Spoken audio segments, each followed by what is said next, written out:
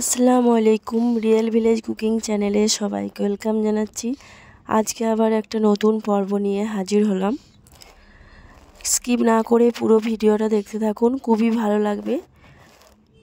আপনারা তো রুটি প্রায় বানিয়ে থাকেন বাড়িতে, আর সেই রাতের বেঁচে যাওয়া রুটি না ফেলে দিয়ে কিভাবে আপনারা ব্রেকফাস্ট বানাবেন সেটাই আপনাদের সঙ্গে আজকে শেয়ার করব। তাহলে চলুন শুরু করা যাক। একটা বোলের মধ্যে নিয়ে নিয়েছি 2 চামচ পরিমাণে বেসন,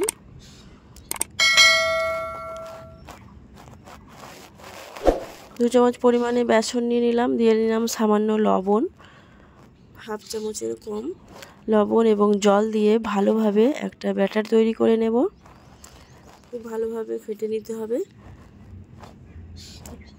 একটা পাতলা গাঢ় ব্যাটার তৈরি করে নেব। ব্যাটারটা ঠিক এই রকম হবে, এই দেখুন ঠিক এই রকম হবে। এবার এটা এক সাইডে রেখে দিচ্ছি। আমি এখানে দুটো সেদ্ধ আলু নিয়েছি। এবার এইভাবে গ্রেটারের সাহায্যে গ্রেট করে নেব। এইভাবে করে দেখুন সহজে এটা বেরিয়ে আসছে। আপনারা চাইলে হাত দিয়েও বানাতে পারেন, হাত দিয়েও ম্যাশ করে নিতে পারেন। এইভাবে করলে কি হয়, এর মধ্যে কোনো দলা ভাব, গিলটি ভাবটা থাকে না। এখানে আমি দুটো আলুই আমি খুব ভালোভাবে গ্রেট করে নিচ্ছি।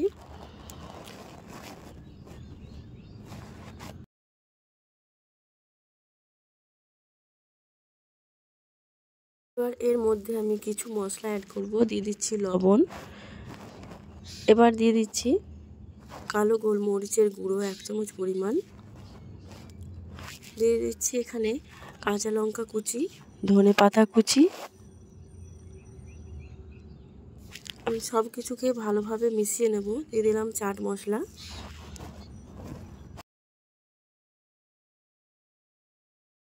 সব কিছুকে খুব ভালোভাবে মিশিয়ে নিতে হবে। যখন খুব ভালোভাবে মেশানো হয়ে যাবে, এবার আমি এটাকে এক সাইডে রেখে দিচ্ছি। এখানে আমি রাতে বেঁচে যাওয়া একটা রুটি নিয়ে নিলাম। আপনারা এখানে বেঁচে যাওয়া রুটি দিয়ে বানিয়ে নিতে পারেন বা টাটকা রুটি দিয়েও বানাতে পারেন। ওপর থেকে সামান্য জল নিয়ে হাতের মধ্যে দিয়ে এইভাবে নিয়ে নিলাম। এবারে একটা ফ্রাই প্যান চাপিয়ে দিয়েছি। রুটিটা আমি দিয়ে দিলাম। এখানে গ্যাসের ফ্লেমটা লো টু মিডিয়ামে রাখতে হবে।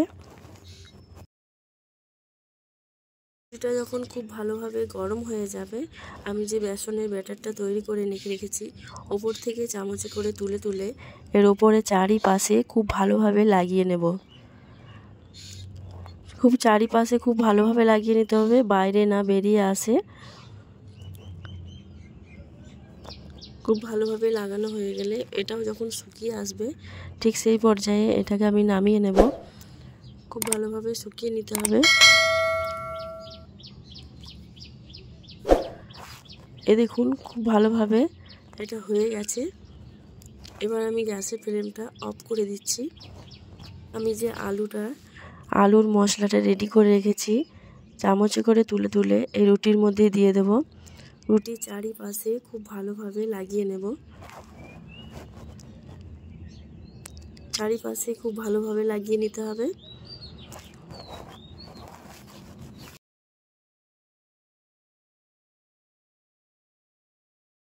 রুটির মধ্যে খুব ভালোভাবে লাগানো হয়ে গেছে। এবার আমি ওপর থেকে দিয়ে দিচ্ছি টমেটো কেচাপ। আমি একটা থালার মধ্যে নিয়ে নিলাম, নিয়ে ওপর থেকে টমেটো কেচাপ দিয়ে দিচ্ছি চারিপাশে খুব ভালোভাবে। বাচ্চারা তো টমেটো কেচাপ খেতে খুবই পছন্দ করে, আর আপনারা এখানে বেশি করে টমেটো কেচাপটা দেবেন, খেতে খুবই ভালো লাগবে।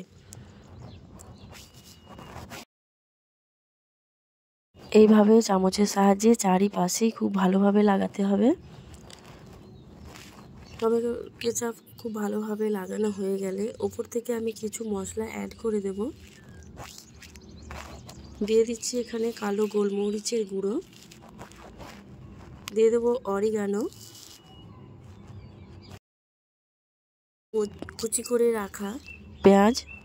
আমি এখানে 1 চামচের মতো পেঁয়াজ কুচি দিয়ে দিলাম। চারিপাশে এইভাবে ছড়িয়ে দিচ্ছি। এবার দিয়ে দিচ্ছি টমেটো কুচি, একটা টমেটো, আমি হাফ টমেটো কুচি করে নিয়েছি, এখানে 2 টেবিল চামচের মতো দিয়ে দিচ্ছি ক্যাপসিকাম কুচি, 1 টেবিল চামচের মতো ক্যাপসিকাম কুচি দিয়ে দিলাম। দিয়ে দিচ্ছি উপর থেকে কিছুটা ধনে পাতা কুচি, আপনারা এখানে চাট মশলা দিতে পারেন। এবার ঝুরি ভাজা দিয়ে দিচ্ছি উপর থেকে, চারিদিকে এভাবে ঝুরি ভাজা দিয়ে দিলাম। এই দেখুন রেডি হয়ে গেল এই ব্রেকফাস্ট রেসিপি।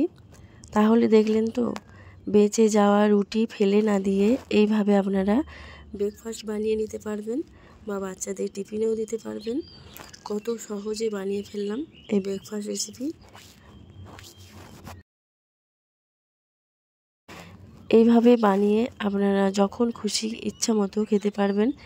তাহলে কেমন লাগলো আমার এই রেসিপি আপনারা কমেন্টে জানাবেন, আর নতুন হলে চ্যানেলটা সাবস্ক্রাইব করবেন এবং লাইক দেবেন, পাশে থাকা বেল আইকন প্রেস করবেন। খুবই মজাদার এবং টেস্টি একটা ব্রেকফাস্ট রেসিপি বানিয়ে দেখালাম। এই দেখুন খুব ভালোভাবে আপনাদের দেখাচ্ছি, আপনারা দেখেই বুঝতে পারছেন কতটাই টেস্টি হতে পারে। আপনাদের কেটে দেখাচ্ছি, আর আপনাদের বাড়িতে যদি এইভাবে রুটি বেঁচে যায় ফেলে না দিয়ে আপনারা এইভাবে বানিয়ে খাবেন, দেখবেন খুবই ভালো লাগবে। এই দেখুন আমি দেখাচ্ছি, দেখুন কতটাই টেস্টি, কতটাই ইয়ামি হয়। এইভাবে বানিয়ে খাবেন, মুখে দিলেই আরও খেতে ইচ্ছা করবে। একবার খেলে মন ভরবে না, বারবার খেতে ইচ্ছা করবে। তাহলে আজকের এই রেসিপি এখানেই শেষ করছি। আবারও নিত্য নতুন রেসিপি নিয়ে আপনাদের কাছে হাজির হব।